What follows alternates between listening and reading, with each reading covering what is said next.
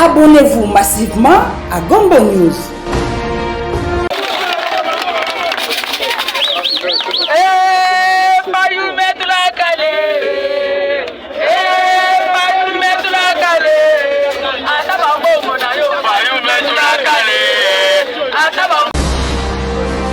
Abonnez-vous massivement à Gombo News. Dans l'équipe déjà 21 000 $. Totangi va primité. Oh, il y a ma dynamique songolo pakala. Wana tochete. Atabino moko. Enseignant sera combien? Combien? 115 $. Enseignant Azoka 115 $.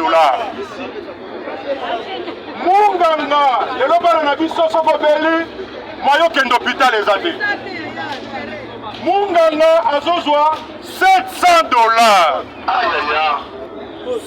Professeur na université 500 $. Azozwa 1500 $.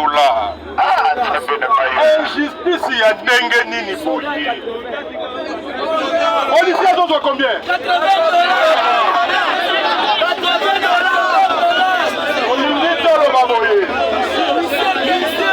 Yoka mwana mboka bitumba oyo pona mboka bitumba oyo pona Martin Fayulu cessez le fait zati. Voilà pourquoi makambo oyo Aigle alobi eza makambo oyo etali bana ya mboka Kongo mo il faut tozwa yango likambo na biso. Il faut tozwa yango likambo na biso. Voilà pourquoi bana ya Martin Fayulu lokola toza na machine politique de Quadrilla kozwa maloba akoloba parce que tolobi mosala oyo tokosala yango lisanga boyeto boyete tosala yango na bomboko parce que 2023 ezoya tolobi 2023 tokoyungula bango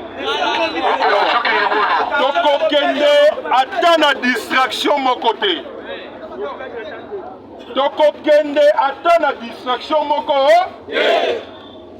alors ndeko na opesa ye micro comme ça on va conclure.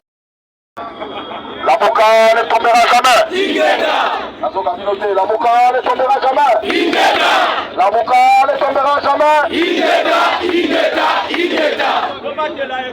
Je crois mon continent biso ya Tchangu maître Clément Mouza alobi l'essentiel. Mais la lingi n'a complété moi loko moke. Oyebi ke bana Congo baza na raison de babenge lokwa mboko atypique de ba manifestation mboka o esala makambo esala makuna ba mboka mususu esala makambo. Ce n'est pas normal que ba Congolais va se poser question aux alliés déjà résolus na kata constitution. Constitution lo bien que mbula mitano sima il faut m'apprendre ça nini esalelema. Honorable Clément Lobi ezali contrainte constitutionnelle article 73 de la Constitution. Comment est-ce qu'on doit se poser la question est-ce que l'élection de Salema est normal? Dans mon cas, il faut faire comprendre aux politiciens que ceux qui ont continué à Bokondi, il y a que 5 ans après, Bokondi a été posé sur le colonna, Kabila fait la même aventure et Félix pense qu'il faut reprendre, à rééditer l'aventure. Mais autant on va essayer de ça. Congo ezaka esidete ba Congolais nyonso baza na droit ya ko faire revendiquer ba droit na bango. Mais le peuple va se prendre en charge. Si Félix ne tire pas les conséquences de l'échec d'organiser l'élection en 2023, le peuple congolais va tirer les conséquences de la place. Et l'honorable l'a dit ici. Les alliés article 64 de la Constitution. Au peuple a récupérer le pouvoir pour en restaurer ordre parce qu'il faut qu'on arrête avec cette usurpation du peuple. Souverain primaire dans la démocratie, c'est le peuple. Il ne faut pas qu'on passe à la moto pour aller soi-disant président de la République au combien de droit pour décider sur la volonté du peuple aux alliés de la Constitution. Non. L'élection, il faut que ça les en 2023, la date prévue par la Constitution. Ce qui est salamité. UDP statut le mona union salité va tirer par conséquence. Ceux qui va tirer par conséquence, le pouvoir a tirer conséquence de place d'Abango. Et puis ils ne sont pas plus forts que les Congolais parce que et là comment on peut basser dans pouvoir en Goba Iba qui peuple et ça comment on a été. Donc il faut pas s'attendre que le peuple congolais cette fois-ci ne se laissera pas faire. Voilà.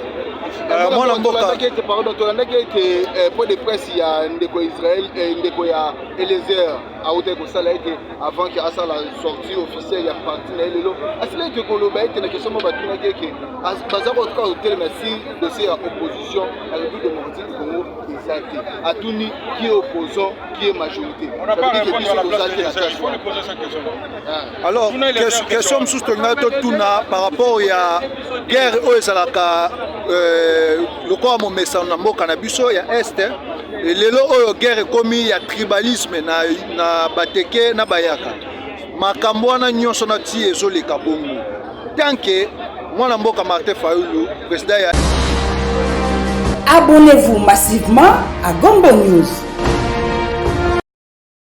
Maman, décidé est une machine politique. Martin Fayulu m'a dit du président élu on vote qui est là-bas congolais. Azali moto ya Boigna pe ya Sembo. Mais asali oyo abengaka na lopoto dénonciation. Mbongo oyo ezali motuya makasi pe oyo ezali kanyaka oyo bazali kopesa badepute nationaux ya mboka Congo. Pe apesi montant na yango $21,000. Apesi ba détail combien ba émolument Taka, combien prime parlementaire ezali, combien ba prime mignon so soki bosangisi ezalaka. Donc moto oyo amoni kezali ya solo te aza teti lelo.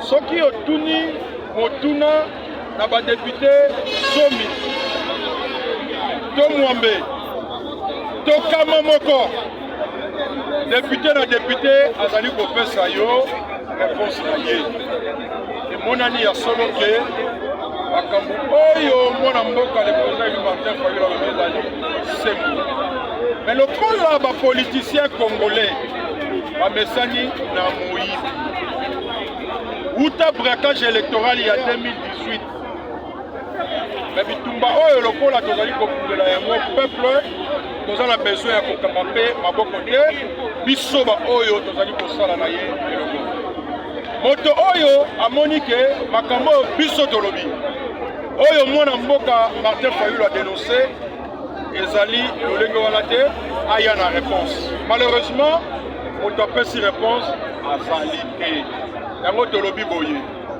olie bato bakota na makambo ya lokuta ya kotala mabumu na bango batala mpe libumu ya peuple oyo azali kosouffrir tosengi makambo ebele te moto azali kokamba assemblée nationale tolobi ke ye alongwa mpo makambo asali na nzela ya badepute ezali malamu te mpona mboka mpe tolobi salaire wana na lolenge ezali eleki ebele enseignant aza kofutama malamu te policier bato nyonso bazali kofutama malamu te baprofesseur ya université bazali kozwa $1,500 mpe na miti tozoloba bazali na grève bamédecin bazali kozwa $700 Lamuka oye!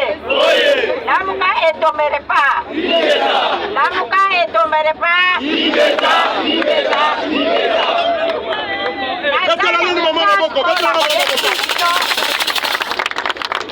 Nazana maloba na koloba mpona makambo oyo ya bitumba oyo ezali na kwa Mungu.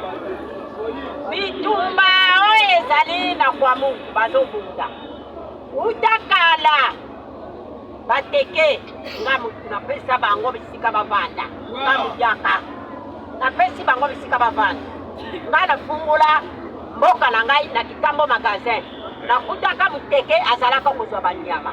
Nalobi yo kovanda awa te ngana tofongola mboka na ngai na ndako ya bandele muteke na tena bamutuka ke kovanda tovanda kana ye mboka pe tongama leta yo kosolicite epai yanga muyaka na pesi ye place o avanda na ngai mokolo mboka ti lelo bakomi komakila biso muteke banda gouvernement ebanda na kasavu muteke tozwama problème te na Mobutu muteke tozwami problème te na Laurent muteke tozwami problème te na Joseph muteke tozwami problème te lelo na mwana mboka aye kokota tokomi problème muteke na ngamuya katinani komi tunaka bino moko yango makambo oyo bomonaka nga mabe